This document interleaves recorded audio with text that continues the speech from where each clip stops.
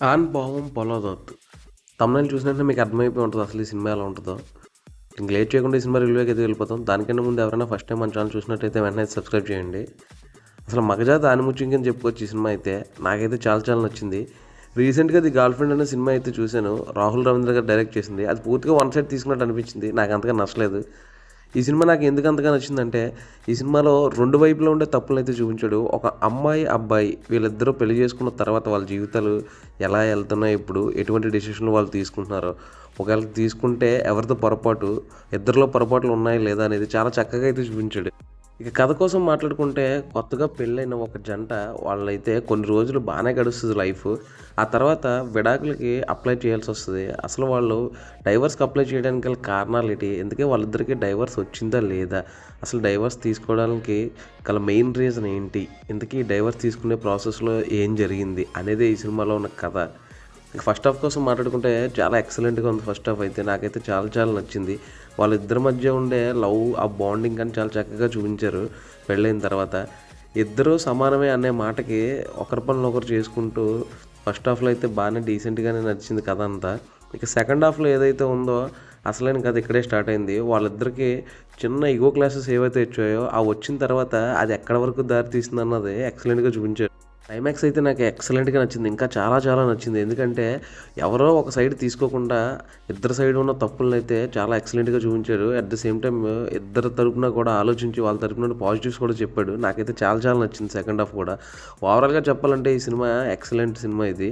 అస్సలు మిస్ అవ్వద్దు. ఎవరైతే పెళ్లి చేసుకోవాలనుకుంటున్నారో లేదా రీసెంట్గా పెళ్లి చేసుకున్నారో వాళ్ళైతే ఈ సినిమా చూస్తే ఒక మంచి క్లారిటీ వస్తుందని నాకైతే అనిపిస్తుంది. మనకు తెలిసిందే కదా, ఈ ఫెమినిస్ట్ అనే ఒక ట్యాగ్ వేసుకొని చాలామంది వన్ సైడ్ మాట్లాడుతూ ఉంటారు. ఎప్పుడు అబ్బాయిల పైన పడి ఏడుస్తూ ఉంటారు, లేదా వేరే విధంగా వాళ్ళకి నచ్చినట్టు మాట్లాడుతుంటారు. బట్ వాళ్ళ లైఫ్లో మాత్రం ఎటువంటి ప్రాబ్లమ్స్ వచ్చినా వాళ్ళకి నచ్చింది చేస్తూ ఉంటారు. సో ఇప్పుడు అటువంటి ఫెమినిస్ట్ కార్డ్ వేసుకొని అబ్బాయిల మీద పడిపోయే వాళ్ళకి ఈ సినిమా మింగుడు పడదు. ఎందుకంటే ఇందులో ఫేక్ ఫెమినిస్టులు బండారం అంతా బయట పెట్టాడు. ఫెమినిజం అంటే ఏదో మన సెల్ఫ్ రెస్పెక్ట్ కోల్పోయినట్టు, వేరే వాళ్ళకి మనం గౌరవం ఇచ్చిన అని అర్థం కాదని చాలా క్లియర్గా అయితే చెప్పాడు. తన పెళ్లి చేసుకున్న భర్తకి తనకు కాఫీ పెట్టిస్తే దాంట్లో తప్పే ఉంది. ఎందుకంటే తన కోసం కష్టపడుతున్నాడు. సో అలాగే తనకి ఇబ్బందిగా ఉన్నప్పుడు తన భర్త కూడా కష్టపడి తన భార్యకి సాయం చేస్తే తప్పేంటి. సో ఒకరికొకరు ఇక్కడ అండగా నిలబడాలని చాలా క్లియర్గా అయితే చూపించాడు ఈ సినిమాలో అయితే. అందులో ఒక డైలాగ్ ఉంటుంది, ఫెమినిజం అంటే 50-50% పనులు పంచుకోవడం కాదు. అంటే నువ్వు ఇడ్లీ చేయి నేను చట్నీ చేస్తా ఇటువంటివి కాదు. ఒక చిన్న ఏదో ఒక విషయంలో నేనైతే ఒక 70% వరకు ఉంటాను. బట్ నువ్వు ఆ టైంలో 30% వరకు ఉండాలి. ఒక విషయంలో నువ్వు 30% ఉంటే దాంట్లో నేను 70%. సో ఏంటంటే ఎవరి విషయంలో ఒకరు ఎక్కువ ఉంటారో ఇంకొకరు తగ్గాలి అని చాలా క్లియర్గా అయితే చెప్పాడు. సో అది 50-50 పంచుకోవడం అంటే అంతే తప్ప నువ్వు ఇడ్లీ చేయి నేను చట్నీ చేస్తా, ఉప్మా చేయి నేను పెసరట్టు చేస్తా ఇది కాదు. రోజు ఆఫీస్లో పనిచేసి అలసిపోయి వచ్చే భర్తకి ఇంటికి రాగానే కొంచెం రిలాక్సేషన్ కోసం తనకి ఏం కావాలో చూసుకోవడం తన భార్య బాధ్యత. అట్ ద సేమ్ టైం ఒంటరిగా తన కోసం ఇంట్లో ఎప్పుడు అన్ని పనులు చూసుకుంటూ కష్టపడి ఉండే భార్య ఇష్టాలు కూడా తెలుసుకుని తనకు నచ్చినట్టు చూసుకోవడం భర్త బాధ్యత అని చాలా చక్కగా అయితే క్లియర్గా చూపించాడు ఇందులో అయితే.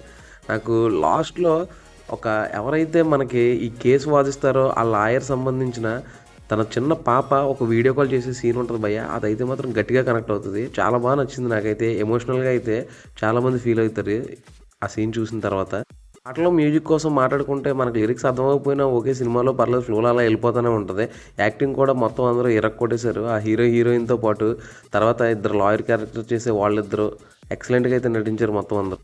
ఓవరాల్గా నాకు అనిపించింది ఏంటంటే, ఈ కాలం యువతకు కావాల్సింది ఇటువంటి సినిమాలు. అసలు పెళ్లి తర్వాత ఎలా లైఫ్ని లీడ్ చేయాలో చెప్పే సినిమాలు కావాలి.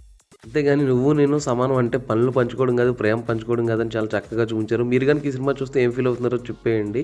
సో మరిన్ని ఇలాంటి ఇంట్రెస్టింగ్ మూవీ రివ్యూస్ కోసం, సినిమా అప్డేట్స్ కోసం సబ్స్క్రైబ్. థ్యాంక్